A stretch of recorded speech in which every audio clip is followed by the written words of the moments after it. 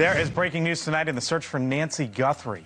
Investigators have reportedly uncovered more images from her home camera captured before her disappearance. And tonight as well, the sheriff is raising real concerns that the kidnapper could potentially strike again.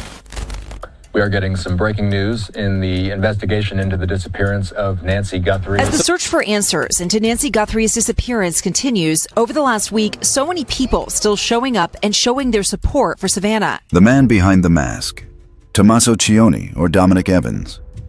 That is not just the title of this documentary. That is the question the FBI has not answered. That is the question a family is living inside every single day. And that is the question that, by the end of this video, you will never be able to stop thinking about. She was taken from her bed in the middle of the night. No forced entry, no broken locks. Whoever stepped onto that porch moved like someone who had already rehearsed this, like the darkness was familiar, like the door being unlocked was not a coincidence. It was a detail someone had already arranged. 84 years old, a pacemaker, limited mobility, and in the time most people spend in their deepest sleep, she was gone, lifted out of the one place she should have been completely safe, her own home, by someone wearing a mask. That mask is the whole story, because behind it is either a stranger or someone who sat at her family's table, someone who knew her name, knew her house, knew her routines, someone she may have trusted. And the doorbell camera caught every second of it, a figure moving through the dark. No hesitation, no panic.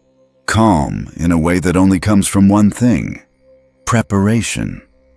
So now the question is no longer just who was behind the mask. The question is, who built the plan?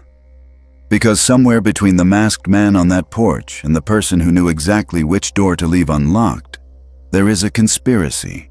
And it has two faces: Tommaso Cioni or Dominic Evans.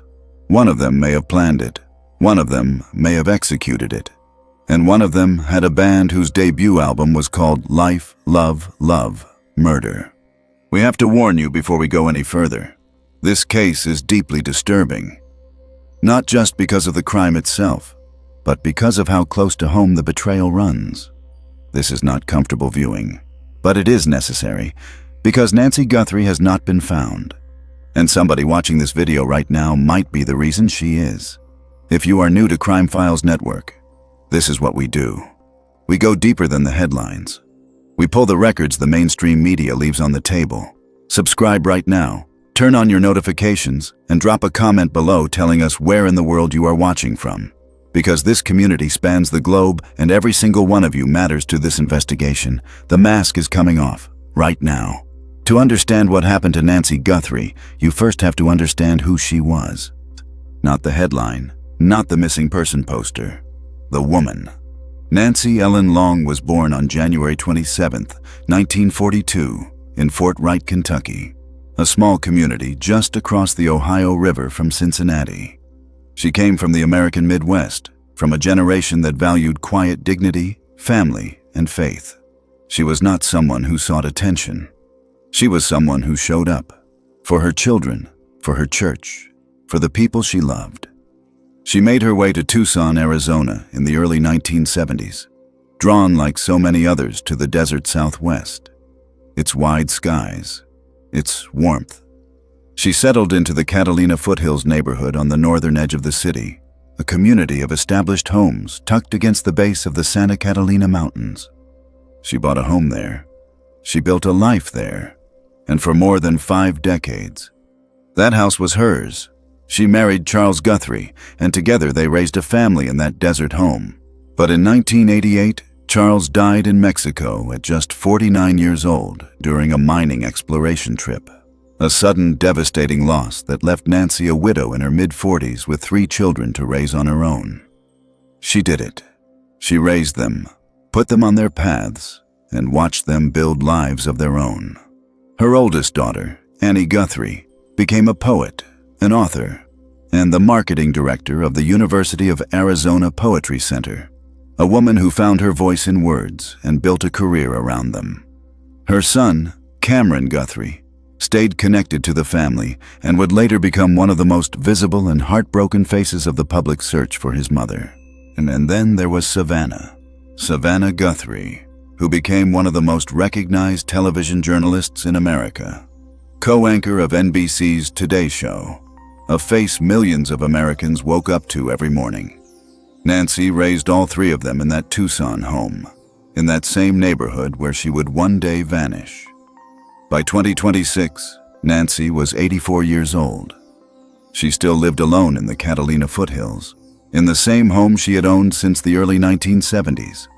She was independent by nature, but her body told a different story.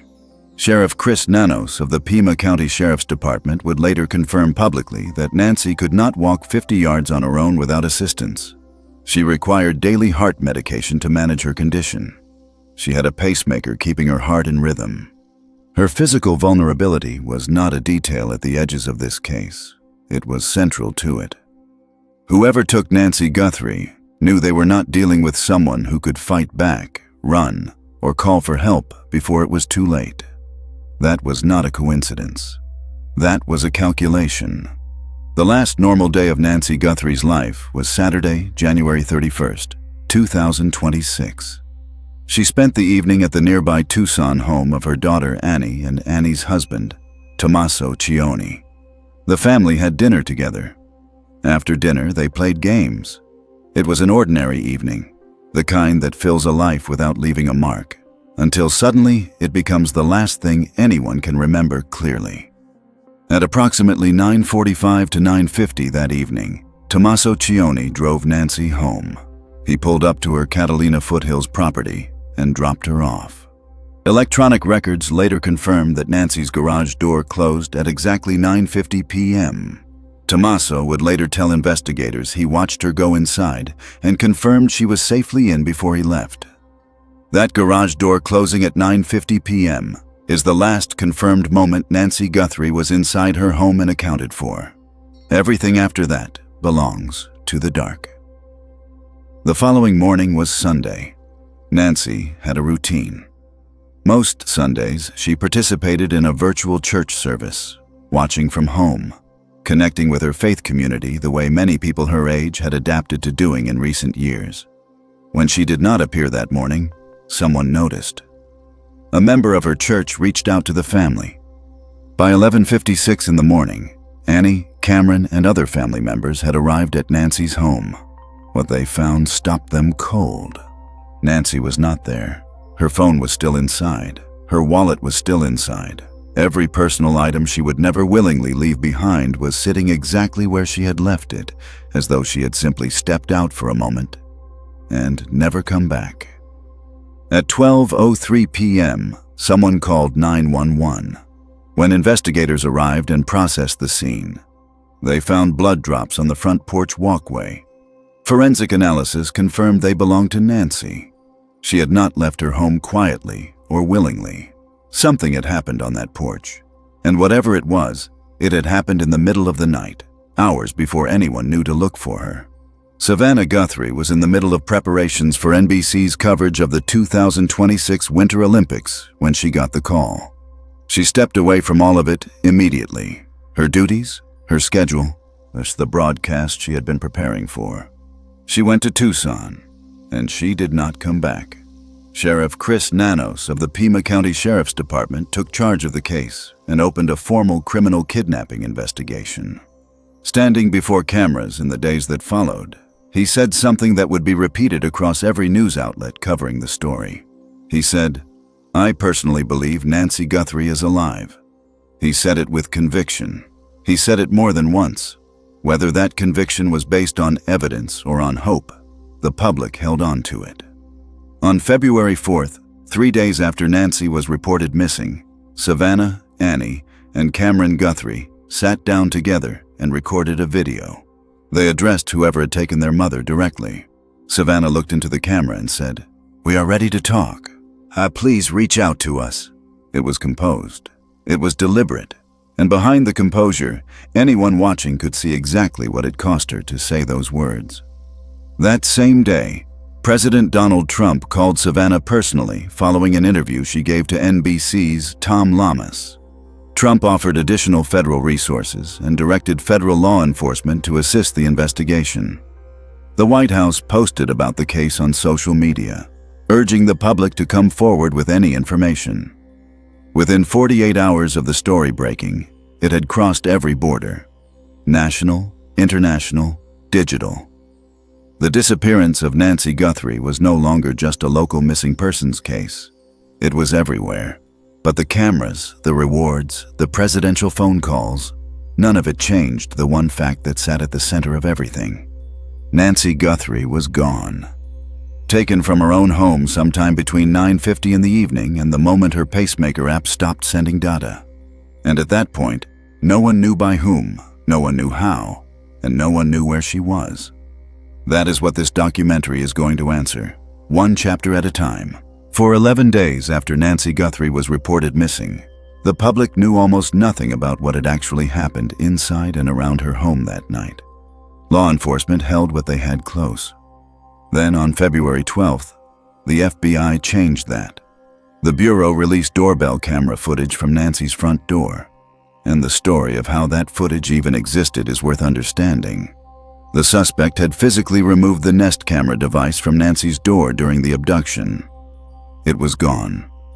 On top of that, Nancy did not have a paid Nest cloud storage subscription, which meant footage was being continuously overwritten rather than saved. By every normal measure, that recording should have been lost permanently. But Google worked with investigators to recover residual data from the device's back-end servers, fragments that had not yet been fully overwritten. What they recovered was not perfect, but it was enough. FBI Director Kash Patel confirmed the suspect appeared to be armed. FBI Special Agent in Charge Hythe Jonkay, who led the Bureau's Phoenix field office and stood alongside Sheriff Nanos at every major press conference as the FBI's primary public spokesperson, addressed those already attempting to exploit the investigation. To those imposters who are trying to take advantage and profit from this situation, we will investigate. What the footage shows is methodical and deliberate. At 1:47 in the morning, a masked figure approaches Nancy's front door. He is dressed entirely in dark clothing. He is wearing nitrile gloves. Over a thick jacket, he has a belly band holster, the kind designed to sit against the body, but it is worn incorrectly, outside the jacket rather than underneath it. Across his back is a black 25-liter Ozark Trail Hiker backpack, and according to reporting from News Nation, he has a flashlight clenched between his teeth, leaving both hands free. He does not hesitate at the door. He does not look around nervously or check over his shoulder the way someone improvising would. He walks directly to the camera. He uses a nearby shrub to partially obstruct the lens first, then covers it completely with his gloved hand and disconnects it. The whole sequence is practiced. Clean. The work of someone who knew exactly where that camera was and exactly what needed to be done to it. At 2:28 in the morning, 41 minutes after the camera went dark, Nancy Guthrie's pacemaker app stopped syncing with her Apple devices. That timestamp is the moment investigators mark as the abduction. She was gone. The FBI released a physical description of the suspect alongside the footage. Male, 5 feet 9 to 5 feet 10 inches tall, average build, facial hair, a mustache or goatee, visible through the ski mask. Former FBI Supervisory Special Agent and criminal profiler Jim Clemente reviewed the footage and told Fox News Digital that he observed what appeared to be a marking on the suspect's right wrist, possibly a tattoo, visible in certain frames. He stated it could help investigators rule people in or out. Private investigator Steve Pfizer raised a separate and significant observation that 2 different frames of the released footage appeared to show 2 different individuals. One figure carried the backpack and holster. Another, captured separately, wore similar clothing but without either. Pfizer suggested this could indicate a lookout and an operative working in coordination rather than a single person acting alone. Then there is the question of the neighborhood cameras. Multiple residents told investigators that their home security footage from the night of February 1st was either missing entirely or flagged as unavailable. On March 6th, FBI and Pima County Sheriff's Department agents went door to door through the neighborhood, specifically asking residents about internet connectivity disruptions that night. A damaged utility box found around the corner from Nancy's property is now under active investigation, with authorities examining whether a Wi-Fi jammer was used to deliberately neutralize the area's surveillance network before the abduction. A Comcast vehicle was photographed at Nancy's driveway on February 26th as technical teams continued reviewing connectivity records from that night. One more detail quietly reported by Fox News Digital deserves attention. A Ring camera belonging to a neighbor approximately 2.5 miles from Nancy's home captured a vehicle moving at speed at 2:36 in the morning on February 1st. And NBC News correspondent Liz Kreutz calculated the driving time from Nancy's property to that camera location at approximately 6 minutes, placing the vehicle's appearance precisely consistent with a departure from the scene. Sheriff Nanos confirmed awareness of the footage, stating only, "We're aware of it, and we're looking into it." The vehicle has not been publicly identified. Former Milwaukee police detective Eric Drager, speaking to investigators and media covering the case, noted that surveillance footage in cases like this one opens what he called many new avenues and details, and emphasized that electronics, routers, and Wi-Fi connection data could be just as valuable as visual footage in establishing where people were and what they did. The footage gave the public its first real look at the person responsible. A masked figure who knew the camera layout, neutralized the neighborhood's eyes, and was gone with Nancy Guthrie before the street had any reason to stir. Whoever this was, they had been here before, at least in their planning. And the evidence was already pointing toward the possibility that they did not come alone. In every missing persons case, investigators start with the last known person to see the victim. In this case, that person was Tommaso Cioni. Tommaso was born on June 18, 1975, in San Giovanni Valdarno, a small, historic medieval town in the province of Arezzo in Tuscany, Italy. He grew up there, in the rolling hills of central Italy, before making the decision that would define the rest of his life. In 2006, at the age of 30, he moved to the United States and settled in Tucson, Arizona. He has lived there ever since. Within months of arriving in Tucson, he married Annie Guthrie, Nancy's oldest daughter. They wed in September 2006 and built a life together in the city. They have one son. Annie, for her part, is not someone who exists quietly in anyone's shadow. She is a published poet, an author, and the marketing director of the University of Arizona Poetry Center, a woman who built a career around language and creative expression. At some point, she wrote publicly about her husband in terms that left little room for ambiguity. She described him as the most beautiful, intelligent, sensitive, talented, and hilarious person she had ever known. She called him her greatest teacher. She called him a great manifestor. By every visible measure, theirs was a close and devoted partnership. Now, Tommaso built his professional life in education.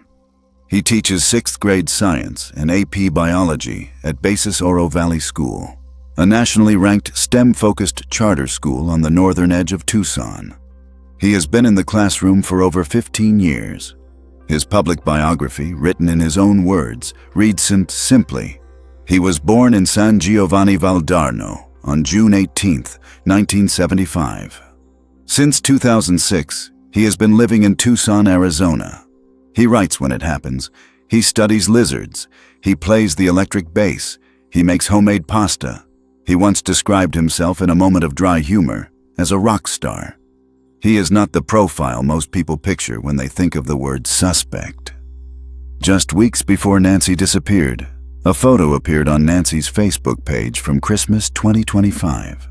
The family was together: Nancy, Savannah, Savannah's husband and their children, Annie and Tommaso, all wearing matching pajamas. It was exactly the kind of photograph that fills family albums everywhere. Ordinary, warm. The kind of image that makes what came next feel even harder to process. Tommaso is approximately 6 feet tall. That detail, unremarkable on its own, would become one of the most discussed and dissected pieces of information in the entire public conversation around this case. He was the last known person to see Nancy Guthrie alive. He drove her home from dinner on the evening of January 31st. He told Sheriff Chris Nanos he watched her go inside and confirmed she was safely in before he left. Sheriff Nanos confirmed Tommaso as the last known person to see Nancy alive, a designation that, in any investigation, places a person at the center of scrutiny, whether they belong there or not. On February 4th, the FBI searched Tommaso and Annie's Tucson home. Photographs taken outside that day showed both of them leaving the property. Tommaso had pulled his t-shirt up over his mouth and nose. He was wearing aviator sunglasses. He said nothing. On February 7th, law enforcement was observed at the home again. Flashes were seen from inside the property. No official explanation was ever given for that second visit. Annie's vehicle was impounded as part of the investigation. It was later returned to the family, a detail investigators noted as significant, suggesting nothing of evidentiary value had been found inside it. Then, on February 8th, Annie quietly privatized or deleted the majority of her family photos on social media. Nearly every photograph that had included Tommaso was gone. One remained.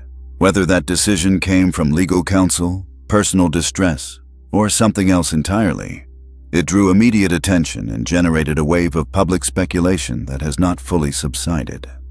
Former News Nation host Ashley Banfield cited an unverified law enforcement source on her podcast describing Tommaso as a prime suspect in the case. The Pima County Sheriff's Department pushed back directly and publicly, calling the claim unconfirmed. Sheriff Nanos stated that the family had been cleared based on the evidence available, but was careful to stress that cleared is an investigative status, not a legal verdict. It means the current evidence does not support charges. It does not mean the door is permanently closed. The height question became the loudest unresolved thread in the public theory surrounding Tommaso.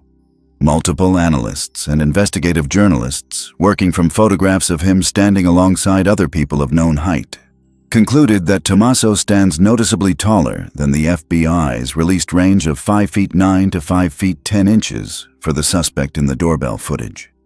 If accurate, that gap matters. A person cannot change how tall they are, and if the man on that porch was 5 feet 9 to 5 feet 10 and Tommaso is closer to 6 feet, then either the measurements are wrong, or the man on the porch was not Tommaso Cioni. On March 2nd, Savannah, Annie, and Tommaso visited the memorial of flowers that had grown outside Nancy's home over the weeks since her disappearance. The three of them stood together and left a handwritten card at the tribute. It read, "Though we are surrounded by so much darkness and uncertainty, our love burns bright. We love you, Mommy." As of day 40, Tommaso Cioni has not made a single direct public statement about the case. Not one word to any reporter, camera, or platform. His lawyer has advised silence. And in the vacuum that silence creates, the public has filled the space with theories, some responsible, some not. What the silence means, if anything, remains one of the open questions at the heart of this investigation. While the investigation was processing evidence and law enforcement was managing thousands of tips, something else was happening in parallel. On social media, on YouTube, in comment sections and forums across the internet.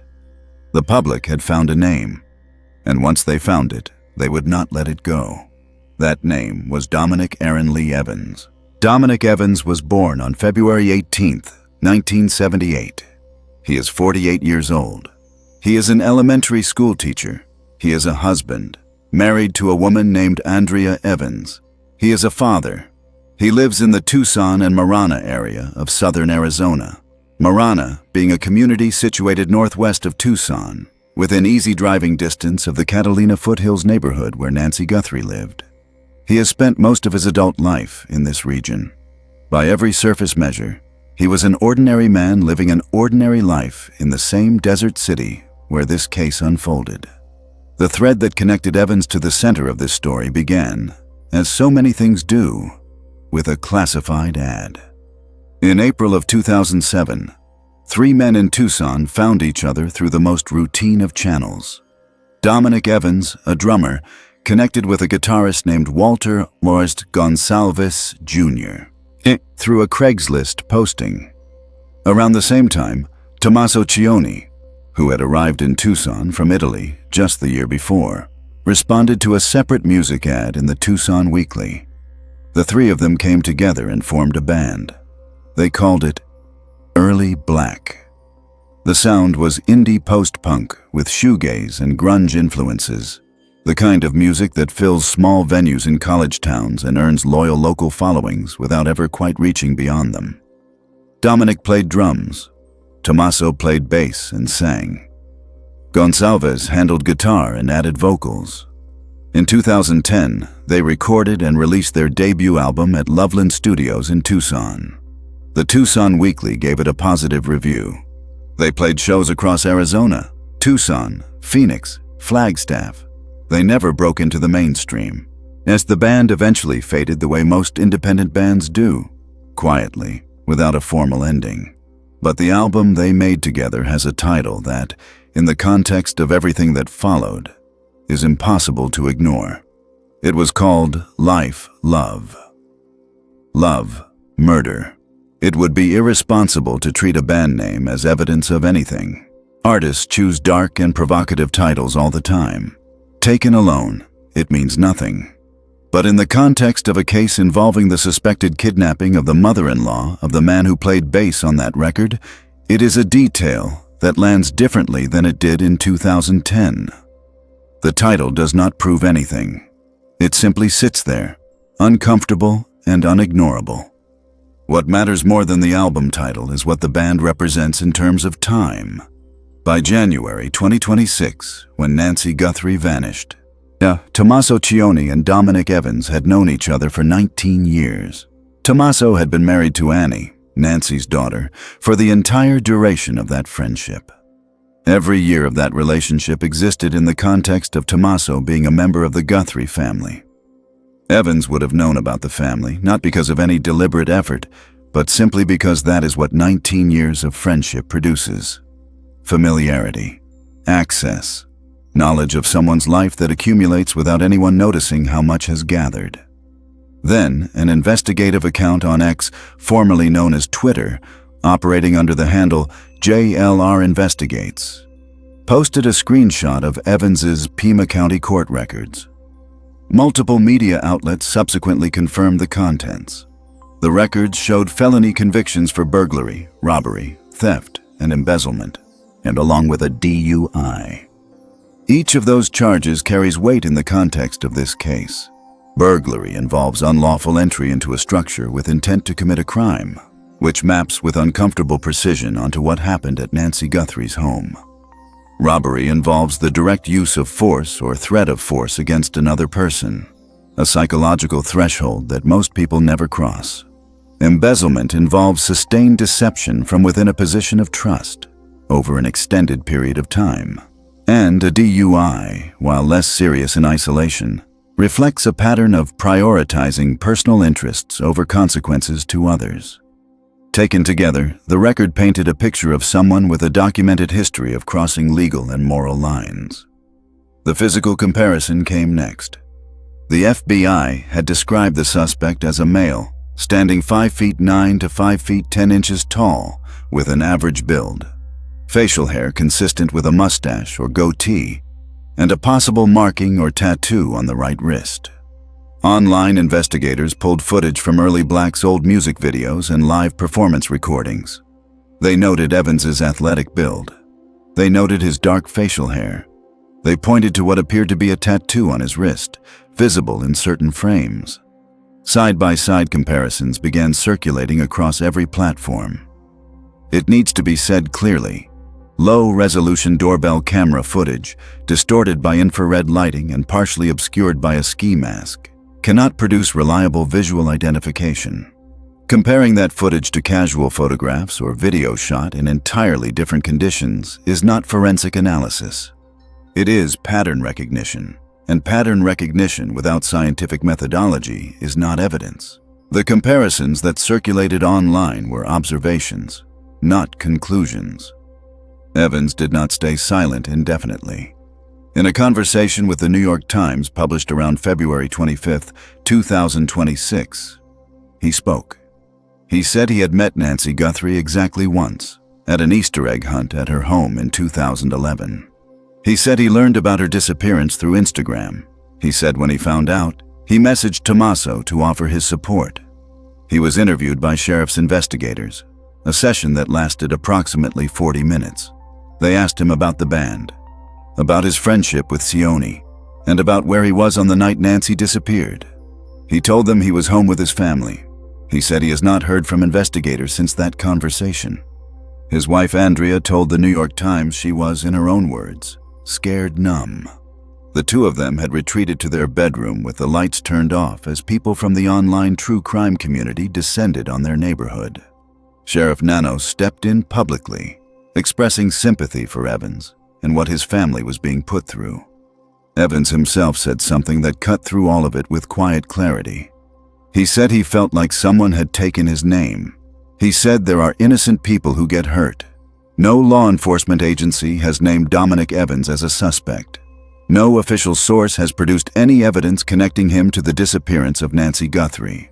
That fact is not a footnote. It is the foundation on which everything else in this chapter must rest. The public asked questions. The questions deserve to be examined honestly. But examination is not accusation, and in a case this serious, that line cannot be moved.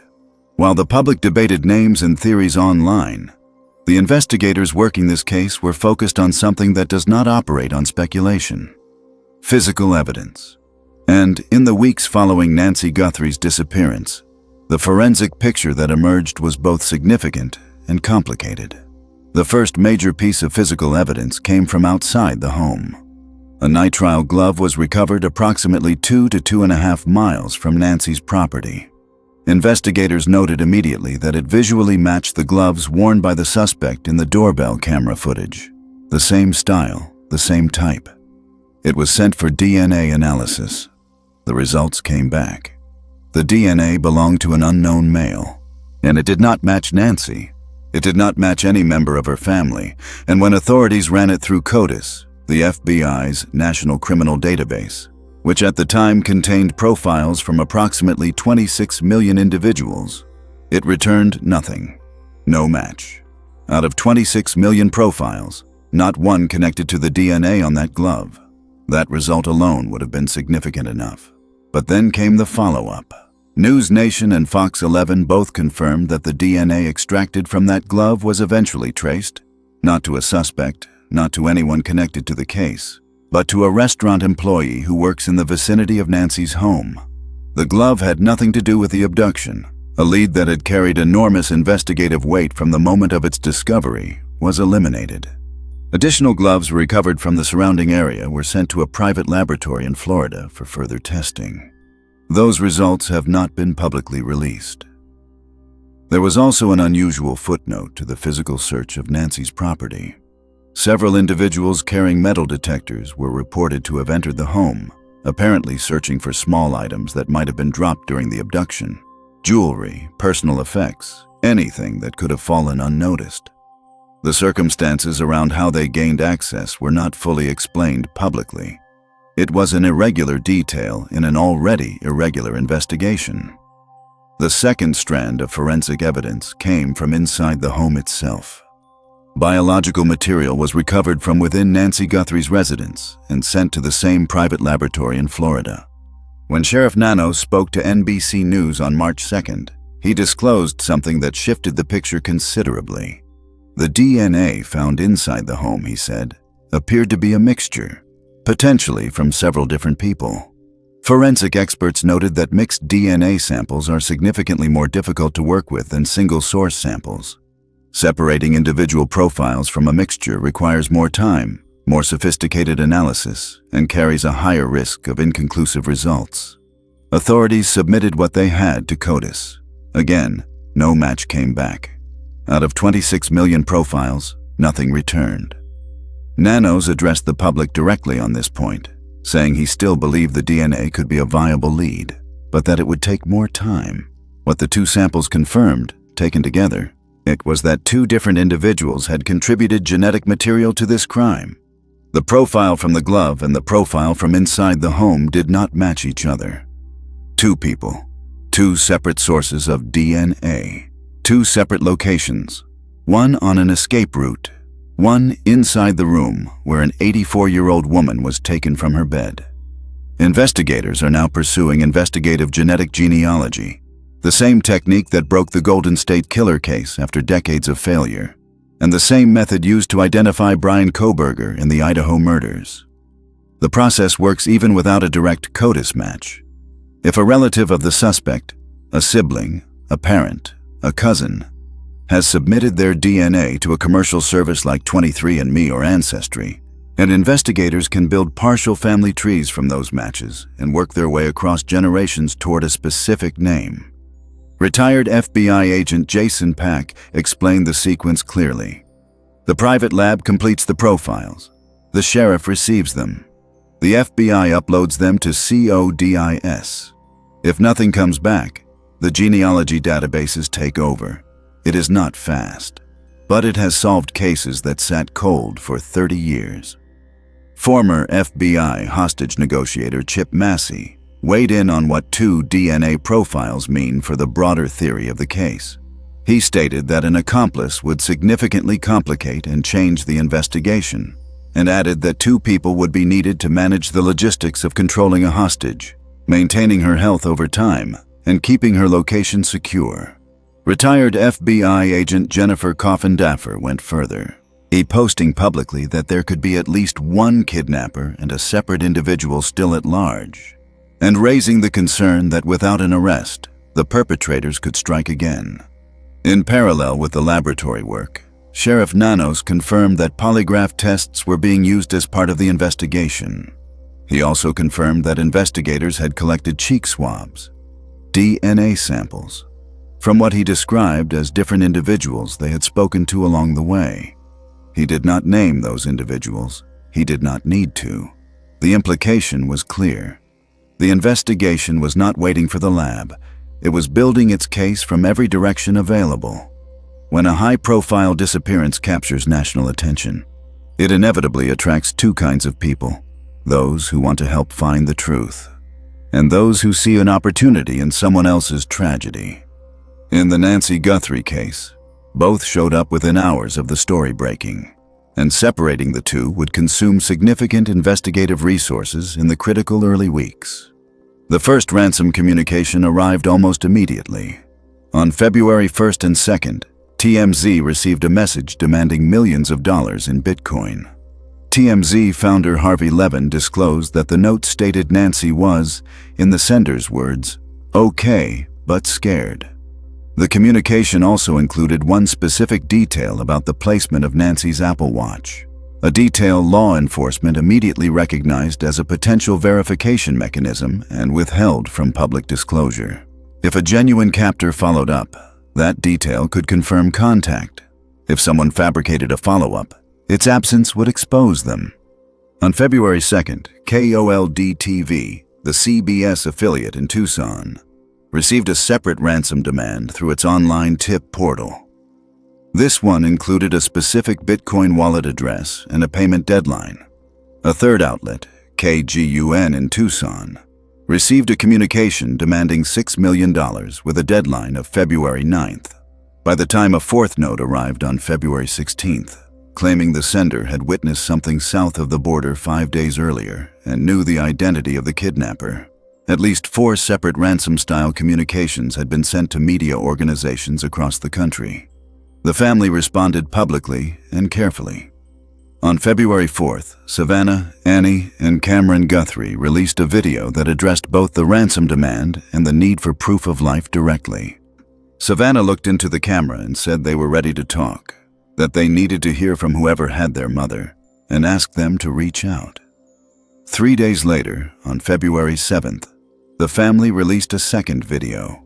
This one appeared to acknowledge a specific incoming communication. Savannah said, "We received your message and we understand." The phrasing was deliberate, measured, the kind of language used when a family is navigating a situation under law enforcement guidance. saying enough to keep a line open without saying anything that could close it. FBI Special Agent in Charge Hythe Junke addressed the ransom situation directly in public statements, warning that any individual seeking to interfere with a federal investigation or profit from the family's grief would be held accountable. The FBI also stated publicly that it was not aware of any continued communication between the Guthrie family and suspected kidnappers. Meanwhile, the Embassy of Mexico and Secretary of Security Omar Garcia Harouche both confirmed there was no indication Nancy Guthrie had been taken across the border. Former FBI profiler Jim Clemente and ransom expert David Levin both analyzed the communications. Levin's assessment was pointed. He noted that the phrasing used in certain messages suggested the sender understood there was a hierarchy of people involved in the crime, not a single actor, but a structure with layers. He described the sender as someone possibly peripheral to the operation, close to the flame in his words, who was trying to position themselves on the right side of the investigation before the forensic evidence closed in around them. Whether that reading was correct, it introduced a possibility the investigation could not ignore, that someone with partial knowledge of what happened was using the ransom channel not to collect money, but to negotiate their own survival. Then the FBI made an arrest. On February 5th, agents took Derek Colella into custody. Colella was 42 years old and lived in Hawthorne, California. His background was already complicated. In October 2025, he had been among 13 Los Angeles County Department of Health Services employees charged with collectively stealing over $437,000 in fraudulent unemployment benefits between 2020 and 2023. He faced one felony count of grand theft and one misdemeanor in that case. It had not yet been resolved when Nancy Guthrie disappeared. His scheme in the Guthrie case was straightforward and quickly dismantled. Using a VoIP application, he created a fake phone number registered to his own Gmail address, a detail that made tracing him almost effortless for federal investigators. On February 4th, the same day the Guthrie family released their first public video, and he sent identical text messages to both Annie Guthrie and Tommaso Cioni. The message read, "Did you get the Bitcoin? We're waiting on our end for the transaction." 3 minutes later, he made a 9-second follow-up call to a family member. The FBI traced the virtual number to his email account and his Hawthorne IP address within hours. After being read his Miranda rights, Colella admitted to sending the messages. He told investigators he had pulled the family's contact information from what he called a cyber website. He had been watching television coverage of the case. He said he was trying to see if the family would respond. What must be stated plainly is this: Derek Colella is not connected to the actual ransom demand sent to KOLD-TV. He did not kidnap Nancy Guthrie.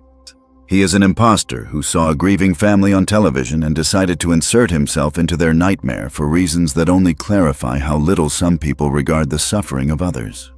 The real ransom communication, the one with the Bitcoin wallet address, the one that arrived within hours of Nancy's disappearance, the one containing the withheld detail about her Apple Watch, remains unattributed and unsolved. On February 6th, Colella appeared before Judge Karen E. Scott at the U.S. District Court in Santa Ana. He was released on a $20,000 bond, placed on electronic monitoring, and prohibited from contacting the victims. On February 12th, he appeared at the federal courthouse in Tucson. He faces 2 federal charges: transmitting a demand for ransom in interstate commerce, and utilizing a telecommunications device anonymously with intent to abuse, threaten, or harass. U.S. Attorney Timothy Courchain issued a statement that addressed both Colella's arrest and the broader investigation. He said the United States Attorney's Office, together with the FBI and every other law enforcement agency involved, would go anywhere, do anything, and persevere always to find Nancy Guthrie. He condemned without qualification anyone seeking to profit from the family's grief. The arrest of Derek Colella closed one thread, but the real ransom note, the real sender, and the real answer to where Nancy Guthrie was taken remained open, and the investigation pressed forward. By any measure, the investigation into the disappearance of Nancy Guthrie became one of the largest law enforcement operations in the history of Arizona. The numbers alone tell part of the story. The Pima County Sheriff's Department received over 55,000 calls from the public. The FBI's dedicated tip line processed over 21,000 separate submissions. At the peak of the investigation, 400 investigators were assigned to the case across federal and local agencies. It was, by official acknowledgement, the largest active missing persons investigation the state had ever seen. Sheriff Chris Nanos addressed the public at multiple press conferences throughout February and into March. His tone was consistent and deliberate. He told reporters he believed investigators were definitely closer, that he had full faith and full confidence they were going to solve the case. Attorney Timothy Courchain issued a formal public commitment on behalf of the federal government, stating that the United States Attorney's Office, together with the FBI and every law enforcement agency involved, would go anywhere, do anything, and persevere always until Nancy was found. Fabian Pacheco, the chief of detectives for the Pima County Attorney's Office, was overseeing one of the active tip lines and appeared on CBS Mornings to speak to the scope of the investigative effort. The message from every level of law enforcement was the same. This case was not being set aside. The investigation produced several significant detentions in its early weeks, none of which resulted in charges connected to Nancy's disappearance. On February 10th, a person of interest was detained during a traffic stop in Rio Rico, Arizona, a rural community approximately 60 miles south of Tucson and 16 miles north of the Mexican border. FBI and Pima County Sheriff's Department investigators executed a search warrant on both a property and a vehicle associated with the individual. By February 11th, he had been released without charges. His mother-in-law spoke to media and confirmed the family home had been searched, denying any involvement. The lead went nowhere. 3 days later, on February 13th, a SWAT operation was executed at a residence near East Orange Grove Road and North First Avenue, approximately 2 miles from Nancy Guthrie's home. Luke Daly, 37 years old, and his 77-year-old mother were detained. His attorney, Chris Scalise, confirmed publicly that his client had no connection to Nancy Guthrie and no involvement in her disappearance, as Daly later gave interviews in which he described the operation as feeling like, in his own words, more of a fishing expedition. He was released without charges. A delivery driver named Carlos Palazuelos from Rio Rico was also briefly detained in a separate action during this period and released. He told reporters plainly he hoped investigators found the real suspect, because he was not it. On the physical evidence side, investigators were working every traceable item the suspect had left behind. The black Ozark Trail 25-liter backpack visible in the doorbell footage was confirmed by Walmart as sold exclusively through their stores when purchased new.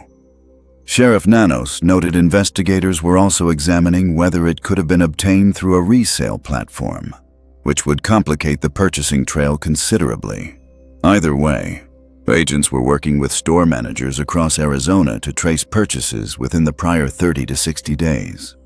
The belly band holster was being handled similarly.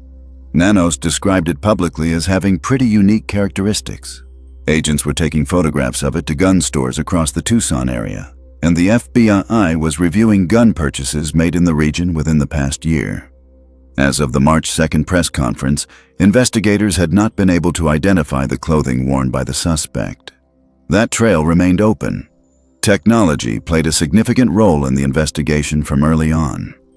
On February 18th, Google announced it was cooperating with investigators to attempt to extract additional footage from the back end of Nancy's Nest camera system, building on the same data recovery effort that had already produced the initial doorbell footage.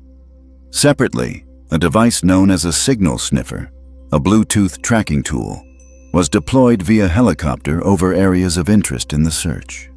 Its specific purpose in this case was to scan for the signal emitted by Nancy's pacemaker. If the device was still active and within range, it had the potential to narrow a search area considerably. Former Milwaukee police detective Eric Drager had noted publicly that electronics, routers, and Wi-Fi connection logs could provide investigators with a digital trail as valuable as any physical evidence. Every time a phone or device connects to a network, he observed, it can potentially leave a trace.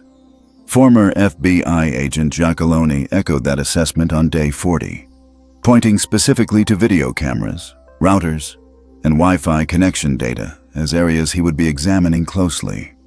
The digital landscape of the neighborhood on the night of February 1st, what connected, what disconnected, what went dark, and when, was as much a part of the forensic picture as anything recovered from the ground.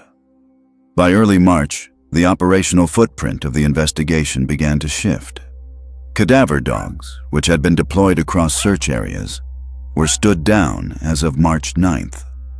Sheriff Nanos confirmed they remained available if needed in the future, a statement that acknowledged the search was entering a different phase without formally closing any door. The FBI relocated its command post from Tucson to Phoenix. Authorities were careful to describe this as an operational reorganization rather than a reduction in effort, emphasizing that agents remained active and present in Tucson. On February 27th, the Pima County Sheriff's Department released a formal statement confirming the investigation would continue until Nancy Guthrie was located or every available lead had been exhausted, and that resources were being refocused toward detectives specifically assigned to the case long-term. Parking restrictions were placed on Nancy's street beginning February 26th, enacted to relieve the neighborhood from the constant presence of media crews and social media live streamers who had maintained a near-permanent presence outside her home for weeks. A Comcast vehicle was photographed at the property that same day, as completing technical work as the home was prepared to be returned to the Guthrie family. The investigation was not over, but it had moved from its acute phase into something longer, quieter, and more forensically dependent. The answers, if they came, were going to come from a laboratory in Florida, from a genealogy database, or from someone inside the circle of knowledge deciding that silence was no longer worth the risk. Today is day 40. Nancy Guthrie has been missing for 40 days. There has been no arrest. There is no confirmed location. There has been no public proof of life since the moment her garage door closed at 9:50 in the evening on January 31st, 2026. 40 days of one of the largest law enforcement mobilizations in Arizona history, and the most fundamental question in this case remains unanswered. Where is she? Every major forensic lead developed in the first 2 weeks has either stalled or been eliminated. The glove found 2.5 miles from her home, the one that visually matched what the suspect wore, the one that carried DNA from an unknown male, traced back to a restaurant employee with no connection to the case. Gone. The second DNA profile, recovered from inside Nancy's home, is a complex mixture from potentially several individuals, still being worked at a private laboratory in Florida. No match has come back from CODIS on any piece of evidence submitted. The genealogical analysis is ongoing, but it moves on its own timeline and cannot be rushed into producing a result before the science is ready. The vehicle captured on a ring camera 2.5 miles from Nancy's home at 2:36 in the morning on February 1st has not been identified. The damaged utility box around the corner from her property, and the question of whether a Wi-Fi jammer was used to deliberately neutralize neighborhood surveillance that night, remains under active investigation with no public conclusion. The Ozark Trail backpack and the belly band holster have not been matched to any purchase record or buyer.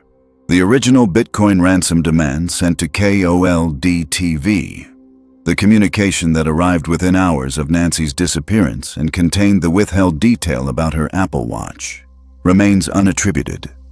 No one has been charged in connection with the abduction itself. This case has not reached a courtroom. It has not reached an arrest. It is still in the field, still in the lab, still in the silence of whoever knows what happened and has not yet spoken. The reward pool assembled around this case is the largest attached to any active missing persons investigation in Arizona history. The FBI doubled its initial offering to $100,000 on February 12th when the doorbell footage was released. On February 24th, the Guthrie family announced a $1 million reward of their own. Crime Stoppers added $102,500 through an anonymous donation. The total stands at over $1.2 million, available to anyone who provides information leading to an arrest or to Nancy's location. On March 2nd, Savannah, Annie, and Tommaso stood together at the memorial of flowers that had grown outside Nancy's home over the weeks since her disappearance. They left a handwritten card. It read, "Though we are surrounded by so much darkness and uncertainty, our love burns bright. We love you, Mommy." 3 people, standing in front of a house that should have had its owner still inside it, leaving words on paper because there was nothing else they could physically do that day. On March 5th, Savannah traveled to New York and visited the Today studio. She reunited with her co-anchors Hoda Kotb and Jenna Bush Hager. The moment was emotional and widely covered. She confirmed she intended to return to the show but offered no timeline. A spokesperson for Today said she remained focused on supporting her family and working to bring Nancy home. On Instagram, Savannah wrote, "We feel the love and prayers. Please don't stop praying and hoping with us. Bring her home." The open questions in this case are not small ones. The identity of the masked figure on that porch has not been established. The height discrepancy surrounding Tommaso Cioni has not been resolved. Dominic Evans was questioned, cooperated with investigators, and no evidence has publicly connected him to the crime. The real answer to who was on that porch sits somewhere in a Florida laboratory, in cell tower records that have not been made public, and in the memory of whoever planned and executed this with enough precision to stay invisible for 40 days.